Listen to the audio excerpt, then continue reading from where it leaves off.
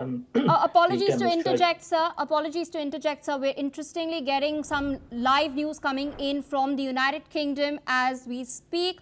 I'll come back to you on this. Interesting developments. US President Donald Trump earlier left Windsor for Chequers.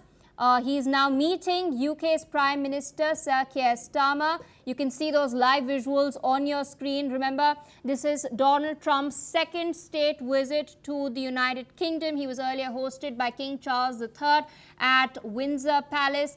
Live visuals you can see on your screen. Donald Trump in Chequers. He is meeting Keir Starmer. Discussions are slated to be held on a plethora of crucial issues. Of course, in focus is the war that's taking place in Ukraine, the Middle East, the UNGA session that is slated to be held as well, and trade and tariffs. You can see Trump, Starmer, they're all smiles posing for the cameras as discussions are slated to be held very, very shortly. You can see the press lined up as well. Trump is on a state visit to the United Kingdom. There was a day of royal pageantry that we witnessed yesterday at the Windsor Castle when King Charles III had hosted Donald Trump. But after all that pomp, what we're seeing right now is a day of serious business, trade and global politics. This meeting at Chequers, which is taking place right now, it comes on the heels of an eye-catching $205 billion package of US investment into Britain, spanning technology, energy and life sciences. But of course, some of the key issues to watch out for are the trade talks, whether steel, aluminium, the tariffs that Trump has been putting forth as well, the war in Ukraine, the war in Gaza as well. NATO's future is something that's on the cards. And China is the elephant in the room as well. But beyond the agenda, of course, we're looking at the rise of the right in the United Kingdom as well. Still with us on the broadcast is Mr. Peter Baum, sir.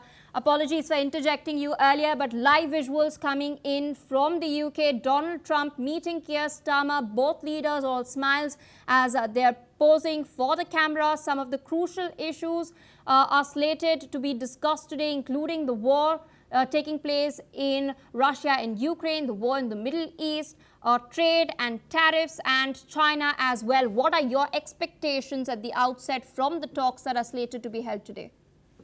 Well, I think from a trade perspective, both parties will be very pleased. From a public relations perspective, similarly, it looks as if it's gone down well with Trump. The anti-Trump protests have been at a minimal. A few aggressive left-wing protesters and not much at all.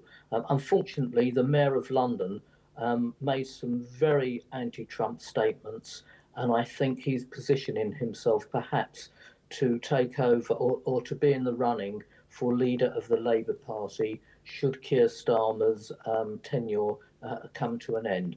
But on the positive notes, from the pomp and ceremony, from the public relations point of view, and certainly from the trade point of view, it looks as if the poor news leading up to this, with the US ambassador to the United States being given the sack from his job, Mr. Mandelson, because of his relations with Epstein, have seemed to have been buried. And it looks as if this meeting between Trump and Starmer has been a success for both parties. Indeed, sir. And what's really interesting is that there are sharp divergences as far as Trump and Starmer's approach is concerned to quite a few of these issues, whether it's the tariffs, whether it's the policy on Gaza.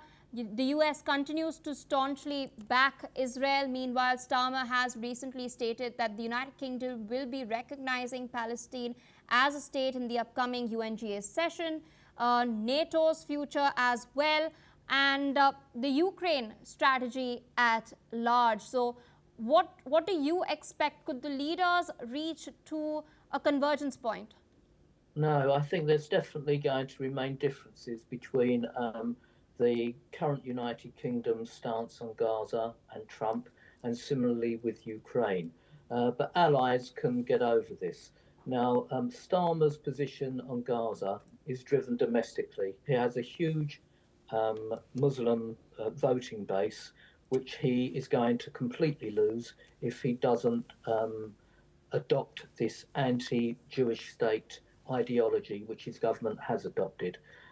That's purely for domestic purposes. There are caveats about Starmer's recognition of a Palestinian state, which is an absurdity in itself. He wouldn't know where the borders were, he wouldn't know who the Prime Minister was, he wouldn't know what the currency was, he wouldn't know what the capital was. It's so out of line with the Montevideo agreements of 1930s that recognition of a Palestinian state is an absolute practical absurdity. Having said that, he's put a caveat on it, and I think release of the hostages will be hand in hand with recognition of a Palestinian state, i.e., if the hostages are not released, there will be no recognition of a Palestinian state. That's my understanding of it, and I think some European leaders who also some weeks ago said they would recognise a Palestinian state may also put that caveat in front of it. Be interesting to see what happens at the meeting of the UN next week.